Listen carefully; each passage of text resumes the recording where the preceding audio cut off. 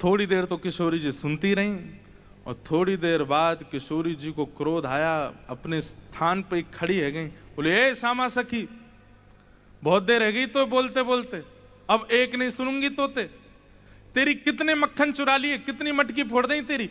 अरे ललता लेके आ भीतर तो या को दे दे, यहाँ आ गई है रोवे के काजे, श्याम सुंदर की बुराई कर रही है यहाँ पे खड़े है के, तू कहाँ जाने वो कौन है।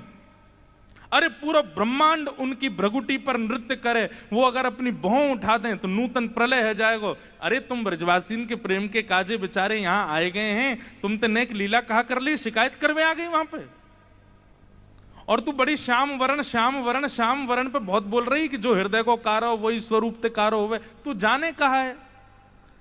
वास्तव में तोए देखें लोग, मोए देखें लोग, और कोई भी दृष्टा बने या हमारे अपना स्वरूप छुपाए करके आए वे, यदि अपने वास्तविक रूप में प्रकट हो जाएं तो कोटि कोटि कंदर्प लुटावे लग जाएंगे तो भी उनके रूप की उपमा नहीं कही जा सके।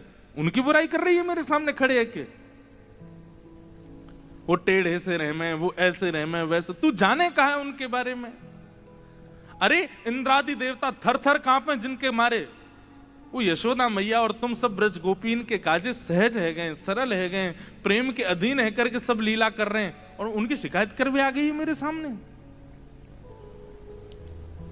ठाकुर जी सुन के बड़े खुश है रहे मनी। जैसे श्री जी ने शांत है जाए, ठाकुर जी फिर एक कोई बात बोल दे, फिर श्री बिल्कुल मत बोलियो, एक शब्द नहीं सुनूंगी श्याम सुंदर के लिए। पूरा ब्रह्मांड उनका स्वरूप है, उनके रोम में कोटि कोटि ब्रह्मांड लुढ़कते हैं। इस ब्रह्मांड पर कृपा करके, इस भूमि पर कृपा करके वो जन्म लेकर के नंद यशोदा के यहां आ गए, और तुम उनके महत्व को नहीं समझ रही हो।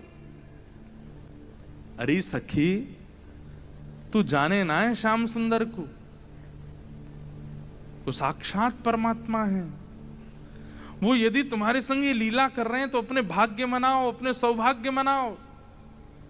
उनकी रूप कांति को मैं कहा वर्णन करूं, कोटि कोटि किशोरी जी वार दई जाएं तो भी श्याम सुंदर की रूप की महिमा ना कही जा सके। मेरे सामने एक शब्द नहीं बोली उनके बारे में।